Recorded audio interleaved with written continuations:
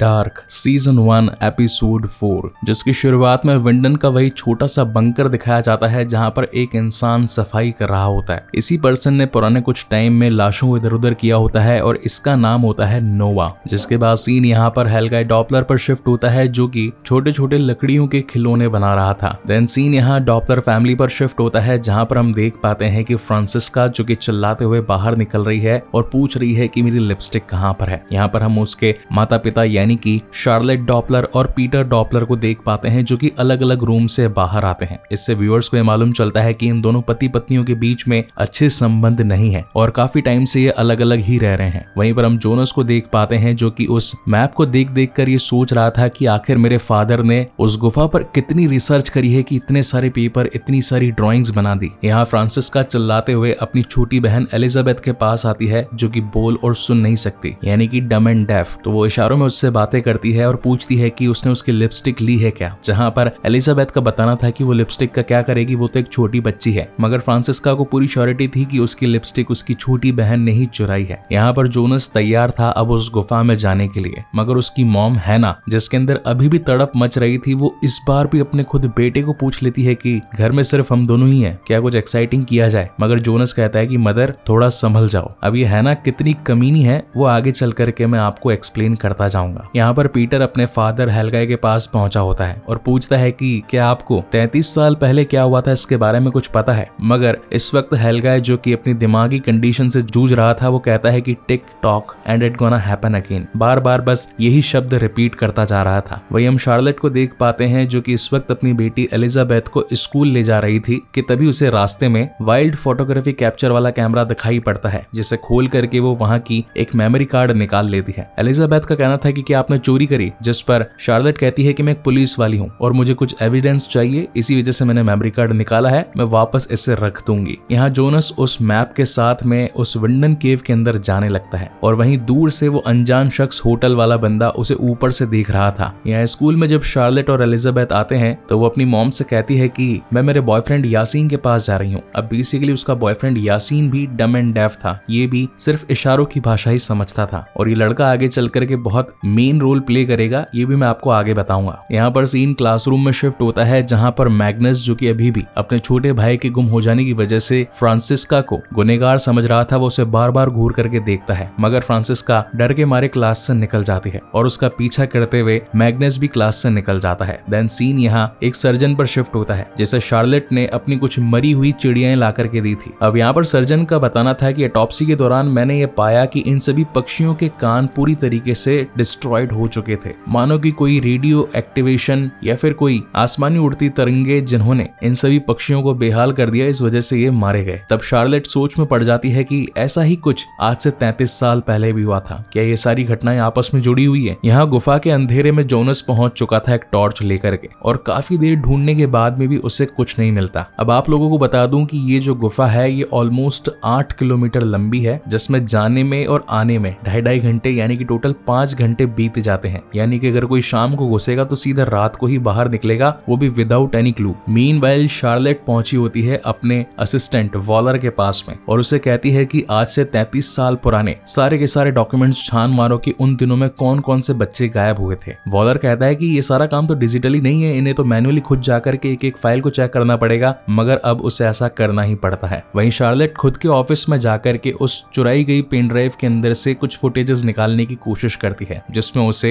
ये मालूम चलता है कि रात के 10:30 से 11 के बीच में उसके पति पीटर की कार उसी रोड यानी कि उस पावर प्लांट के पास से गुजरी थी। यानी कि गायब हुए बच्चों के पीछे का रीजन हो सकता है कि उसका पति पीटर हो और वो उस स्क्रीनशॉट का प्रिंट आउट निकलवा लेती है। जिसके बाद में वो पीटर को कॉल करती है और पूछती है कि मुझे सच सच बताओ कि उस दिन रात को तुम कहां पर थे। जहां पर पीटर कहता है कि मैं तो अपने फादर हेलगाय के पुराने घर में गया था उनकी पुरानी चीजें देखने के लिए। शार्लेट दोबारा पूछती है क्या तुम कुछ छिपा तो नहीं रहे, जिस पर पीटर मना कर देता है। यहाँ पर सीन फ्रांसिस्का पर शिफ्ट होता है जो कि जंगल में उसी ब्रिज के नीचे रेल की पटरी के पास में एक डब्बे में से कुछ सामान निकाल करके वहां से चली जाती है और दूर खड़ा मैग्नस उसे नोटिस कर रहा था। जिसके बाद हम शार्लेट को देख पाते हैं जो कि एक प्रोस्टिट्यूट के पास पहुंचती है। ये बेसिकली एक ट्रांसजेंडर था। शार्लेट का उससे पूछना था कि क्या पीटर डॉपलर यहाँ पर आता जाता रहता है, जिस पर उसका बताना था कि हाँ आया तो था मगर उसे अब करीब 1 साल हो गया दोबारा लौटा हुए। क्या हुआ तुम्हारे बीच कुछ अनबने क्या और शार्लेट ये सुनकर के वापस से लौट जाती है। यहाँ पर हम पावर प्लांट के पास ब्लैक हुडी पहने उल्रिक को देख पाते हैं, जो कि इस बात का पता लगाना चाहता था कि आखिर उसका बच्चा कहाँ पर गया। यहाँ सीन स्कूल में शिफ्ट होता है, जहाँ पर फ्रांसिस्का कपड़े बदलकर अपने बॉलरूम डांस के लिए चली जाती है, मगर उसके बैग में से जो सामान पड़ा था मैग्नस उसे निकाल लेता है। वहीं शार्लेट के पास में उल्रिक का कॉल आता है और वो उसे बताता है कि मैं इल्लीगल जांच पड़ताल के लिए सीधा पावर प्लांट में जा रहा हूँ, अगर मुझे वहां पर बैकअप की जरूरत पड़ेगी तो मैं तुम्हें कॉल करूंगा। मीनवाइल हम एलिजाबेथ को देख पाते हैं, जो कि अपने बॉयफ्रेंड यासीन से बातचीत कर रही थी, वो भी साइन लैंग्वेज में। और अब जैसा कि स्कूल खत्म हो चुकी थी तो यासीन की मॉम उससे पूछती है कि क्या मैं तुम्हें घर छोड़ दूं, जहां पर एलिजाबेथ बताती है कि मेरी मॉम शेरिफ है, यानी कि एक पुलिस वाली है, और उन्होंने कहा था कि मैं लेने के लिए आऊंगी, अगर मैं यहाँ नहीं मिलूंगी तो वो बहुत ज्यादा परेशान हो जाएगी, आप यहाँ से जा सकते हैं। वहीं शार्लेट जो कि अपने ससुर जी के घर पहुंची होती है, मगर घर में तो उसे कुछ नहीं मिलता, जिसके बाद वहीं पास बने बंकर में वो उतर कर जाती है। अब ये 2019 का मोमेंट है, इस वजह से ये बंकर पूरी तरीके से खाली है। इस बंकर में आगे चल करके बहुत सारी गतिविधियां होगी, इंसिडेंट्स होते जाएंगे, वो मैं आपको एक एक करके क्लियर करता जाऊंगा। यहाँ अपनी डांस क्लास खत्म कर लेने के बाद में जब फ्रांसिस्का लौट कर आती है तो मैग्नस उसे कहता है कि तुम्हारे पास इतने पैसे आए कहाँ से, क्या तुम भी एक प्रोस्टिट्यूट हो? जिस पर फ्रांसिस्का का बताना था कि उसमें से कुछ ड्रग मैंने भी रख लिया था और उसे बेच बाच करके जो पैसे आए वो मैंने अपने पास रख लिए, क्योंकि मेरे पेरेंट्स तो मुझे पैसे देते नहीं, और रही बात तुम्हारे भाई मिकल की तो मैंने उससे कुछ भी नहीं किया। अब यहाँ पर मैग्नस को सच्चाई समझ में आती है और कहीं ना कहीं वो फ्रांसिस्का से प्यार कर बैठता है। वहीं पीटर के पास में उसकी वाइफ शार्लेट का कॉल आता है और वो कहती है कि क्या तुम एलिजाबेथ को स्कूल से लाने के लिए निकल जाओगे, क्योंकि मुझे कुछ काम आ गया है और मुझे पावर प्लांट निकलना पड़ेगा। पीटर कहता भी है कि मेरे कुछ क्लाइंट है आने वाले हैं, मुझे उनको थेरेपी देनी है, मगर शार्लेट कहती है कि हमारी बेटी ज्यादा इंपॉर्टेंट है, पहले उसे स्कूल से लेकर के आओ। वही हम एलिजाबेथ को देख पाते हैं जिसने की झूठ बोला था अपनी बहन से और लिपस्टिक खुद के पास ही रख ली थी। यहाँ सीन हेल्गा डॉपलर पर शिफ्ट होता है, जो कि ओल्ड एज फैसिलिटी से भाग करके जंगल में निकल जाता है, सिर्फ एक लाइन रिपीट करते हुए कि he has to stop it, यानी कि अब उसे ये सारे काम रोकने पड़ेंगे। किसे रोकने पड़ेंगे ये भी मैं आपको आगे बताऊंगा। यहाँ रास्ते में बारिश आ जाती है और एलिजाबेथ को रोड पर एक रेडर नाम की चॉकलेट का रैपर मिलता है। ये चॉकलेट आज से 33 साल पहले 80s में लोग खाया करते थे। वहीं जब पीटर स्कूल पहुंचता है तो उसे एलिजाबेथ वहां पर नहीं मिलती। बाकी टीचर्स का बताना था कि शायद वो तो खुद ही घर निकल गई, जिस पर पीटर घबरा जाता है। यहाँ पर शार्लेट अलेक्जेंडर डाइडमैन के पास पहुंची होती है, क्योंकि डाइडमैन ने उल्रिक नील्सन को रंगे हाथ पकड़ा था उसके पावर प्लांट में छानबीन करते हुए। अब वो चाहता तो इनके ऊपर एक पुलिस केस बना सकता था, मगर ये सभी बचपन के दोस्त थे, इसलिए कोई बड़ी इंक्वायरी नहीं होती। जिसके बाद शार्लेट उल्रिक को अपनी गाड़ी में बिठा करके घर लेकर जाने लगती है। रास्ते में उल्रिक बहुत ज्यादा परेशान था। वो कहता है कि ये सारी चीजें दोबारा से हो रही हैं। पहले मेरा भाई गायब हो गया, जिसके बाद मेरा बेटा गायब हो गया, शहर का एक लड़का भी गायब है, और फिर एक अनजान लाश हमें मिलती है जिसके बारे में कोई अता पता नहीं है। जिस पर शार्लेट उसे शांत करती है और बोलती है कि हम जल्दी कोई ना कोई सोल्यूशन निकाल लेंगे। जिस पर उल्रिक गुस्सा होते हुए बताता है कि हमें सोल्यूशन नहीं, हमें सर्च वारंट चाहिए, वो भी अलेक्जेंडर टाइडमैन के खिलाफ, ताकि उसकी पावर प्लांट में जाकर के सर्चिंग करी जा सके और गुमशुदा बच्चों को बचाया जा सके। और जब वो घर पहुंचती है तो पीटर बताता है कि मैंने उसके स्कूल में कॉल करके हर जगह पर पूछताछ करी, मगर अभी तक एलिजाबेथ नहीं आई। मुझे तो उसके लिए बहुत ज्यादा चिंता हो रही है। वहीं सीन जंगल में शिफ्ट होता है, जहां पर हेल्गा उस केव के पास पहुंचा था, मगर वहां पर पुलिस की कड़ी निगरानी थी, इसलिए वो हेल्गा को वापस से अपने साथ ले चलते हैं। इसी बीच सीन डॉपलर फैमिली पर शिफ्ट होता है, जहां पर एलिजाबेथ लौट आती है। मॉम एंड डैड पूछते हैं कि भाई तुम गई कहां पर थी, हम पूरे दिन भर से परेशान हो रहे थे। जहां पर एलिजाबेथ बताती है कि आप लोग जब मुझे लेने नहीं आए तो मैं पैदल ही आ गई और इस वजह से मुझे आने में लेट हो गया, मगर किसी ने मुझे आपके लिए ये गिफ्ट दिया है। अब ये बेसिकली पॉकेट वॉच थी जिसके ऊपर लिखा था फॉर शार्लेट, और ये घड़ी बहुत ज्यादा इंपॉर्टेंट है, आगे चल करके एक बड़ा रोल प्ले करेगी, वो भी मैं आपको आगे बताऊंगा। वहीं रात को जब जोनस अपने कमरे में सो रहा था तो उसके मैप में जहां लिखा था वेयर इज द क्रॉसिंग, तो वो अनजान हुडी वाला शख्स आकर के उसके मैप में एक डायरेक्शन बना करके निकल जाता है। वहीं सीन जंगल में शिफ्ट होता है, जहां पर यासीन भी अपने घर के लिए उस जंगल के रास्ते से निकला था, मगर एक शख्स उसे आकर के अगवा कर लेता है। और इसी तगड़े सस्पेंस के साथ ये एपिसोड भी यहीं पर खत्म होता है। इसका नेक्स्ट एपिसोड हम जल्द ही लेकर के आएंगे, सो तब तक के लिए keep watching and stay safe. Thank you very much guys for watching this video. मिलते हैं अगले वीडियो में।